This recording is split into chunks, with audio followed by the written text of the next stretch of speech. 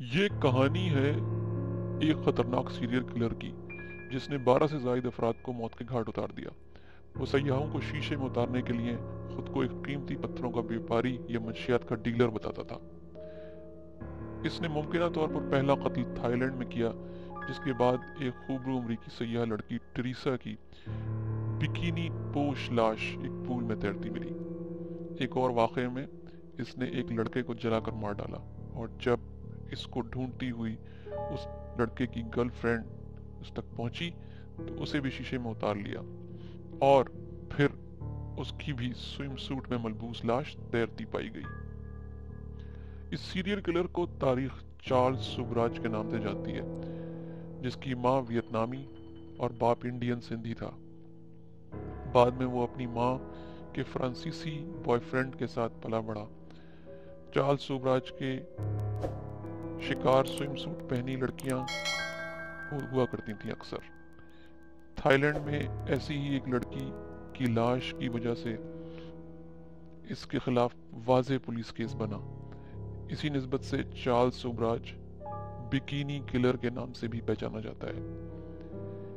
इसकी अक्सर वारदातों में इसका साथी और दोस्त चौधरी भी शामिल होता था।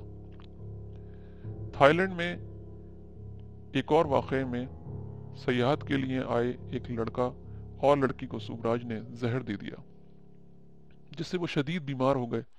फिर कुछ दिन उसने उनकी तीमारदारी की और उन्हें अपना दोस्त बना लिया। बिल आखिर इसने दोनों को जला दिया और फिर उन्हीं दोनों के पासपोर्ट्स पर अपनी एक कैनेडियन दोस्त के हमरा नेपाल चला गया। सुबराज की ये साथी कैनेडियन लड़की भी एक दिलचस्प तरीके से सुबराज की मद्दाह और दोस्त बनी थी। सुबराज ने कुछ अर्सा पहले इस लड़की से करीब आने के लिए इसके बॉयफ्रेंड को कत्ल कर दिया था। नेपाल में सुबराज ने एक और लड़का और लड़की का कत्ल किया।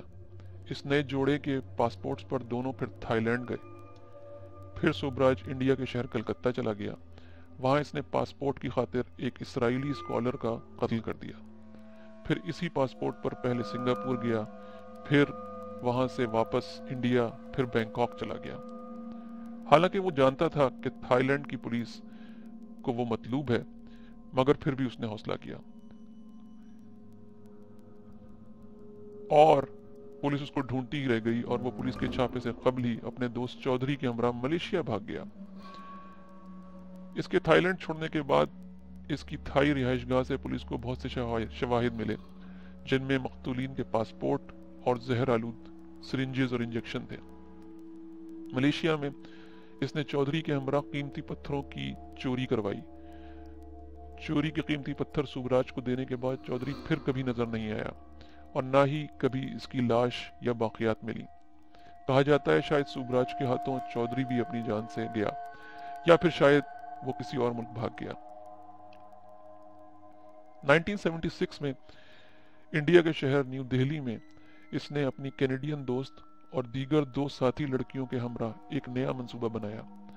इसने फ्रांसीसी तलबा के एक सयाहती ग्रोह को बतौर गाइड ज्वाइन कर लिया।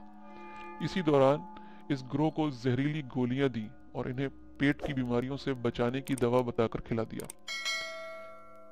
इस जहर ने कुछ तलबा पर तवक्को से कुछ जल्दी असर कर दिया और वो चलते चलते ही गिर गए। दीगर 3 तलबा अपने होश और हवास बरकरार रखने में कामयाब रहे और समझ गए कि सुबराज ने क्या किया है। उन्होंने बरवक्त सुबराज को पकड़ लिया और पुलिस के हवाले कर दिया।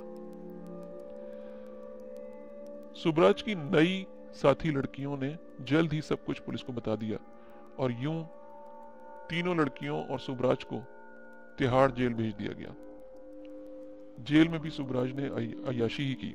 कीमती पत्थरों की रिश्वत के सहारे सेठ बना रहा।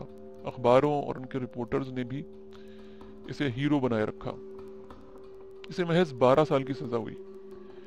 इसकी कैनेडियन दोस्त परोल पर कनाडा चली गई और बाद में कैंसर के हाथों चल बसी। सुबराज की अय्याशी भरी 12 साल कैद जब खत्म होने को थी तो थाई अथॉरिटीज को उम्मीद पैदा हो गई कि इंडिया के थाईलैंड से होने वाले मुजरिमों के तबादले के मुआहदे की वजह से सुबराज थाईलैंड के हवाले कर दिया जाएगा, जहां बिकिनी पोश लाश के केस में मौत इसका इंतजार कर रही थी और उसे सजाए मौत सुनाई जा चुकी थी। थाईलैंड के कानून के मुताबिक सुनाई गई सजा 20 साल तक काबिल अमल रहती है। सुबराज ने अपनी सजा के 10 साल बाद, इंडिया में अपनी सजा के 10 साल बाद, यानी रिहाई मिलने से 2 साल पहले, तमाम जेल अमले और हुक्काम को एक पार्टी दी और एक ऐसा मशरूब पिलाया जिससे सब अमला सो गया और सुबराज बासानी जेल से भाग गया। बाद में सुबराज शायद जानबूझकर गिरफ्तार हो गया और जेल से भागने के केस में से 10 साल कैद की सजा हुई। यूं वो जब 20 साल बाद जेल से छूटा तो थाईलैंड में सुनाई गई सजा को 20 साल से ज्यादा अरसा बीत चुका था और इसको थाईलैंड के हवाले करना इंडियन अथॉरिटीज के लिए जरूरी नहीं था क्योंकि वो वहां मतलूब ही नहीं था और यूं इसकी जान बच गई।